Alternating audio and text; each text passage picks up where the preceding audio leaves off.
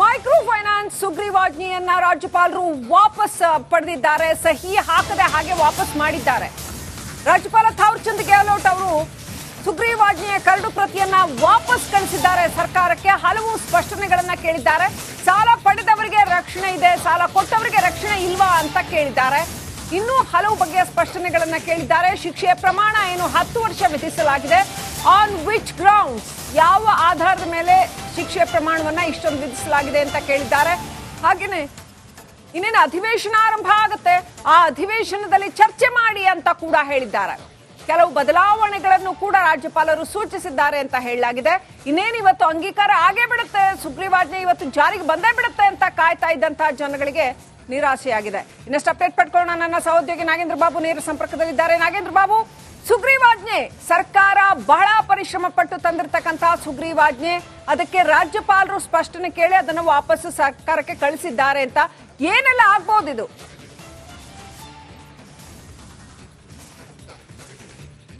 ಶ್ರೀಲಕ್ಷ್ಮಿ, ನೋಡಿ, ರಾಜ್ಯಪಾಲರು ಸರ್ಕಾರದ ಒಂದು ಸುಗ್ರೀವಾಜ್ಞೆಯ ಕರಡನ್ನ ರಾಜ್ಯಪಾಲರಿಗೆ ಕಳಿಸಿದ್ದನ್ನ ಸಹಿ ಮಾಡಿ ಕಳಿಸ್ತಾರೆ, ನಮಗೆ ಅದಕ್ಕೆ ಅಂಕಿತ ಸಿಗುತ್ತೆ ಅನ್ನುವ ನಿರೀಕ್ಷೆ ಇಟ್ಟುಕೊಂಡಿದ್ದಂತ ಸರ್ಕಾರಕ್ಕೆ ಈಗ ನಿರಾಸೆ ಆಗಿದೆ.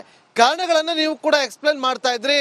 10 ವರ್ಷ ಅಂದ್ರೆ ಒಂದು ದಂಡ ಏನಿದೆ, ಜೊತೆಗೆ ಶಿಕ್ಷೆ ಏನಿದೆ, ಇದನ್ನ ಸ್ವಲ್ಪ ಮರುಪರಿಶೀಲನೆ ಮಾಡಿ ಅಂತೇಳಿ ಸೂಚನೆ ಕೂಡ ಕೊಟ್ಟಿದ್ದಾರೆ. ಜೊತೆಗೆ ಒಂದಷ್ಟು ಆ ಕರಡಿನಲ್ಲಿ ಪ್ರಮುಖವಾಗಿ ಇದ್ದಂಥದ್ದು RBI ರೂಲ್ಸ್ ಅನ್ನ ಫಾಲೋ ಮಾಡಬೇಕು, ಯಾವುದೇ ರೀತಿಯಾದಂಥ ಕಿರುಕುಳವನ್ನ ಕೊಡಬಾರ್ದು, ಸಂಜೆ 5 ಗಂಟೆ ನಂತರ ಹೋಗಿ ಸಾಲ ವಸೂಲಾತಿಗೆ ಮನೆ ಮುಂದೆ ನಿಂತ್ಕೊಳ್ಬಾರ್ದು, ಜೊತೆಗೆ ಏನಾದರೂ ಕಿರುಕುಳ ಕೊಟ್ಟಿದ್ದೆ ಆದ್ರೆ ಜೈಲು ಶಿಕ್ಷೆ ಜೊತೆಗೆ ದಂಡ ಪಾವತಿ ಮಾಡುವಂತ ಶಿಕ್ಷೆಯನ್ನ ವಿಧಿಸ್ತೀವಿ ಅಂತ ಹೇಳಿ, ಜೊತೆಗೆ ಹೆಚ್ಚು ಬಡ್ಡಿಯನ್ನ ನೀವು ವಸೂಲಿ ಮಾಡಬಾರ್ದು ಅಂತೇಳಿ ಒಂದಷ್ಟು ನಿಯಮಗಳನ್ನ ತಂದು ಅದನ್ನ ಆ ನಿಯಮಗಳ ಸಮೇತವಾಗಿ ಅಧಿಕಾರಿಗಳ ಸಮೇತವಾಗಿ ಬೇರೆ ಬೇರೆ ಇಲಾಖೆಯ ಸಚಿವರುಗಳ ಸಾಕ್ಷಮದಲ್ಲಿ CM ಸಿದ್ದರಾಮಯ್ಯ ಅವರು ಚರ್ಚಿಸಿ ಒಂದಷ್ಟು ಹೈ ವೋಲ್ಟೇಜ್ ಮೀಟಿಂಗ್ ಅನ್ನ ಮಾಡಿ ಆ ಬಳಿಕ ಈ ಒಂದು ಸುಗ್ರೀವಾಜ್ಞೆ ಕರಡನ್ನ ರೆಡಿ ಮಾಡಿ ರಾಜ್ಯಪಾಲರಿಗೆ ಕಳಿಸ್ಕೊಟ್ಟಿದ್ರು. ಆದ್ರೆ ರಾಜ್ಯಪಾಲರು ಪರಿಶೀಲನೆ ಮಾಡಿ ಅದನ್ನ ವಾಪಸ್ ಕಳಿಸ್ಕೊಟ್ಟಿದ್ದಾರೆ. ಮರುಪರಿಶೀಲನೆ ಮಾಡಿ ಜೊತೆಗೆ ಅಧಿವೇಶನದಲ್ಲಿ ಚರ್ಚೆ ಮಾಡಿ ನಂತರ ನೀವು ನಿರ್ಧಾರವನ್ನು ತೆಗೆದುಕೊಳ್ಳಿ ಅಂತೇಳಿ. ಹಾಗಾಗಿ ಎಲ್ಲೋ ಒಂದ್ ಕಡೆ ಇದನ್ನ ರಿಜೆಕ್ಟ್ ಮಾಡಿಲ್ಲ ಅಂತ ಹೇಳೋದಕ್ಕಾಗೋದಿಲ್ಲ. ಆದ್ರೆ ಮತ್ತೊಮ್ಮೆ ಮರುಪರಿಶೀಲಿಸಿ ಅಂತಂದ್ರೆ ಇಲ್ಲಿ ಸಾಲಗಾರ ಕೊಟ್ಟಿರುವಂತ ಏನು ಸಾಲ ಕೊಟ್ಟಿರೋರು ಜೊತೆಗೆ ಯಾರೆಲ್ಲ ತಗೊಂಡಿದ್ದಾರೆ, ನೀವು ಕೇವಲ ಸಾಲ ತಗೊಂಡಿರೋರ ಬಗ್ಗೆ ಮಾತ್ರ ಸಮಾಲೋಚನೆಯನ್ನ ಮಾಡಿದಿರಿ, ಸಾಲ ಕೊಟ್ಟವರ ಬಗ್ಗೆ ನೋಡಿ ಶ್ರೀಲಕ್ಷ್ಮಿ, ಕೆಲವೊಂದಷ್ಟು ಮೈಕ್ರೋ ಫೈನಾನ್ಸ್ ಸಂಸ್ಥೆಗಳ ಅಧಿಕಾರಿಗಳ ಜೊತೆಯಲ್ಲೂ ಕೂಡ ಸರ್ಕಾರ ಚರ್ಚೆಯನ್ನ ಮಾಡಿತ್ತು. ಅಧಿಕಾರಿಗಳು ಹೋಗಿ ಸಿದ್ದರಾಮಯ್ಯ ಅವರನ್ನ ಕೂಡ ಭೇಟಿ ಮಾಡುವಂತ ಕೆಲಸವನ್ನ ಕೂಡ ಮಾಡಿದ್ರು. ಹಾಗಾಗಿ ಸರ್ಕಾರ ಎಲ್ಲಾ ರೀತಿಯಾದಂತಹ ಒಂದು ಸಾಧಕ ಬಾಧಕಗಳ ಬಗ್ಗೆ ಚರ್ಚೆ ಮಾಡಿ ಆ ನಂತರ ಈ ಒಂದು ಸುಗ್ರೀವಾಜ್ಞೆ ಹೊರಡಿಸೋದಕ್ಕೆ ಒಂದಷ್ಟು ನಿರ್ಧಾರವನ್ನ ಕೂಡ ತೆಗೆದುಕೊಂಡಿತ್ತು. ಹಾಗಾಗಿ ಈಗ ರಾಜ್ಯಪಾಲರು ವಾಪಸ್ ಕಳಿಸಿರುವಂತ ಹಿನ್ನೆಲೆಯಲ್ಲಿ ಮುಂದಿನ ಕ್ಷಣಗಳಲ್ಲಿ ಸರ್ಕಾರ ಇದನ್ನು ಯಾವ ರೀತಿಯಾಗಿ ಪರಿಗಣನೆಗೆ ತೆಗೆದುಕೊಂಡು ಅದನ್ನ ಮರುಪರಿಶೀಲಿಸಿ ಶಿಕ್ಷೆ ಪ್ರಮಾಣ ಆಗಿರ್ಬೋದು ಅಥವಾ ದಂಡ ಅದರ ಪ್ರಮಾಣ ಎಷ್ಟಿದೆ ಅದನ್ನ ಕಡಿತಗೊಳಿಸಿ ವಾಪಸ್ ಕಳಿಸಿಕೊಡುವಂತ ಕೆಲಸಗಳು ಆಗುತ್ತಾ ಅಂತೇಳಿ ತೀವ್ರ ಕುತೂಹಲ ಕೇಳಿಸ್ತಾ ಇದೆ. ಏನ್ ಹೇಳಿ ಶ್ರೀಲಕ್ಷ್ಮಿ, ಇವತ್ತು ರಾಜ್ಯಾದ್ಯಂತ ಮೈಕ್ರೋ ಫೈನಾನ್ಸ್ ಸಂಸ್ಥೆಗಳ ಕಿರುಕುಳದಿಂದಾಗಿ ಸುಮಾರು 30 ಜನ ಇವತ್ತು ಬಲಿಯಾಗಿದ್ದಾರೆ. ಎಷ್ಟೋ ಜನ ಗ್ರಾಮಗಳನ್ನ ಬಿಟ್ಟು ಹೋಗಿದ್ದಾರೆ, ಮನೆಯನ್ನ ತೊರೆತಾ ಇದ್ದಾರೆ. Right. Thank you Nagendra Babu ಡೀಟೇಲ್ಸ್ಗಾಗಿ. ಮೈಕ್ರೋ ಫೈನಾನ್ಸ್ ಸುಗ್ರೀವಾಜ್ಞೆಯನ್ನ ವಾಪಸ್ ಕಳಿಸಿದ್ದಾರೆ ರಾಜ್ಯಪಾಲರು. ಸುಗ್ರೀವಾಜ್ಞೆಗೆ ಸಹಿ ಹಾಕದೆ ಹಾಗೇನೆ ವಾಪಸ್ ಕಳಿಸಿದ್ದಾರೆ ರಾಜ್ಯಪಾಲ ಥಾವರ್ಚಂದ್ ಗೆಹ್ಲೋಟ್ ಅವರು. ಸಾಲ ಪಡೆದವರಿಗೆ ರಕ್ಷಣೆ ಇದೆ, ಆದ್ರೆ ಕೊಟ್ಟವರಿಗೆ ರಕ್ಷಣೆ ಇಲ್ವಾ ಅಂತ ಹಲವು ಸ್ಪಷ್ಟನೆಗಳನ್ನ ಕೇಳಿ ಸುಗ್ರೀವಾಜ್ಞೆ ವಾಪಸ್ ಕಳಿಸಿದ್ದಾರೆ ರಾಜ್ಯಪಾಲರು. ಶಿಕ್ಷೆಯ ಪ್ರಮಾಣವನ್ನ 10 ವರ್ಷ ವಿಧಿಸಲಾಗಿದೆ. ಯಾವ ತರ್ಕದ ಆಧಾರದಲ್ಲಿ ಈ ಶಿಕ್ಷೆಯನ್ನ ನಿರ್ಧಾರ ಮಾಡಲಾಗಿದೆ ಅಂತ ಕೇಳಿದ್ದಾರೆ. ಇನ್ನೇನು ಅಧಿವೇಶನ ಬರ್ತಾ ಇದೆ, ಚರ್ಚೆ ಮಾಡಿ ಅಂತ ಹೇಳಿದ್ದಾರೆ. ಕೆಲವು ಬದಲಾವಣೆಗಳನ್ನ ಸೂಚಿಸಿದ್ದಾರೆ ರಾಜ್ಯಪಾಲರು. ಮೈಕ್ರೋ ಫೈನಾನ್ಸ್ ವಿಚಾರದಲ್ಲಿ ಇನ್ನೇನು ಸುಗ್ರೀವಾಜ್ಞೆ ಬಂದ್ಬಿಡತ್ತೆ, ರಕ್ಷಣೆ ಸಿಗತ್ತೆ ಅಂತ ಸಾವಿರಾರು ಜನ ಕಾಯ್ತಾ ಇದ್ರು. ಇನ್ನು ಹಲವು ಜನ ಪ್ರತಿನಿತ್ಯ ಪ್ರಾಣ ಕಳ್ಕೊಳ್ತಾನೆ ಇದ್ರು ಮೈಕ್ರೋ ಫೈನಾನ್ಸ್ ಟಾರ್ಚರ್ ತಡಿಲಾರ್ದೆ. ಈಗ ಆ ಸುಗ್ರೀವಾಜ್ಞೆ ರಾಜ್ಯಪಾಲರ ಅಂಗಳಕ್ಕೆ ಹೋಗಿತ್ತು, ರಾಜ್ಯಪಾಲರು ಅದನ್ನ ವಾಪಸ್ ಕಳಿಸಿದ್ದಾರೆ. ಸಹಿ ಹಾಕದೆ ಹಾಗೇನೆ ಥಾವರ್ಚಂದ್ ಗೆಹ್ಲೋಟ್ ಅವರು ವಾಪಸ್ ಕಳಿಸಿದ್ದಾರೆ. ಯಾಕಂತಂದ್ರೆ ಸಾಲ ಪಡೆದವರಿಗೆ ಏನು ರಕ್ಷಣೆ ಕೊಡ್ತೀರಾ, ಅದೇ ರೀತಿ ಸಾಲ ಕೊಟ್ಟವರಿಗೆ ರಕ್ಷಣೆ ಇಲ್ವಾ ಅಂತ ಸ್ಪಷ್ಟನೆ ಕೇಳಿದ್ದಾರೆ. 10 ವರ್ಷ ಶಿಕ್ಷೆ ಅಂತ ಹೇಳ್ತಾ ಇದ್ದೀರಿ, ಆನ್ ವಾಟ್ ಗ್ರೌಂಡ್ಸ್, ಯಾವ ಆಧಾರದ ಮೇಲೆ 10 ವರ್ಷ ಶಿಕ್ಷೆ ಅನ್ನುವಂಥ ಪ್ರಶ್ನೆಯನ್ನ ಕೇಳಿದ್ದಾರೆ. ಇನ್ನು ಹಲವು ಸ್ಪಷ್ಟನೆಗಳನ್ನ ಕೇಳಿ ಥಾವರ್ಚಂದ್ ಗೆಹ್ಲೋಟ್ ಅವರು ಆ ಮೈಕ್ರೋ ಫೈನಾನ್ಸ್ ಕರಡು ಬಿಲ್ನ ಕರಡು ಏನಿದೆ ಅದನ್ನ ವಾಪಸ್ ಕಳಿಸಿದ್ದಾರೆ.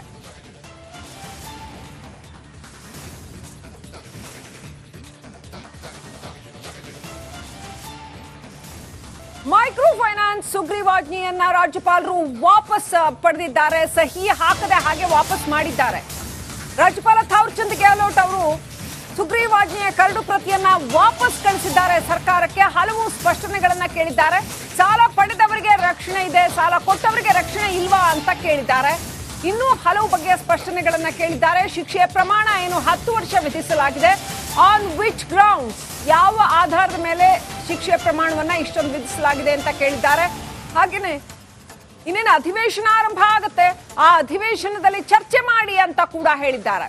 ಕೆಲವು ಬದಲಾವಣೆಗಳನ್ನು ಕೂಡ ರಾಜ್ಯಪಾಲರು ಸೂಚಿಸಿದ್ದಾರೆ ಅಂತ ಹೇಳಲಾಗಿದೆ. ಇನ್ನೇನು ಇವತ್ತು ಅಂಗೀಕಾರ ಆಗೇ ಬಿಡುತ್ತೆ, ಸುಗ್ರೀವಾಜ್ಞೆ ಇವತ್ತು ಜಾರಿಗೆ ಬಂದೇ ಬಿಡುತ್ತೆ ಅಂತ ಕಾಯ್ತಾ ಇದ್ದಂತಹ ಜನಗಳಿಗೆ ನಿರಾಸೆಯಾಗಿದೆ. ಇನ್ನಷ್ಟು ಅಪ್ಡೇಟ್ ಪಡ್ಕೊಳ್ಳೋಣ. ನನ್ನ ಸಹೋದ್ಯೋಗಿ ನಾಗೇಂದ್ರ ಬಾಬು ನೇರ ಸಂಪರ್ಕದಲ್ಲಿದ್ದಾರೆ. ನಾಗೇಂದ್ರ ಬಾಬು, ಸುಗ್ರೀವಾಜ್ಞೆ ಸರ್ಕಾರ ಬಹಳ ಪರಿಶ್ರಮ ಪಟ್ಟು ತಂದಿರತಕ್ಕಂತಹ ಸುಗ್ರೀವಾಜ್ಞೆ, ಅದಕ್ಕೆ ರಾಜ್ಯಪಾಲರು ಸ್ಪಷ್ಟನೆ ಕೇಳಿ ಅದನ್ನು ವಾಪಸ್ಸು ಸರ್ಕಾರಕ್ಕೆ ಕಳಿಸಿದ್ದಾರೆ ಅಂತ ಏನೆಲ್ಲ ಆಗ್ಬಹುದು ಇದು?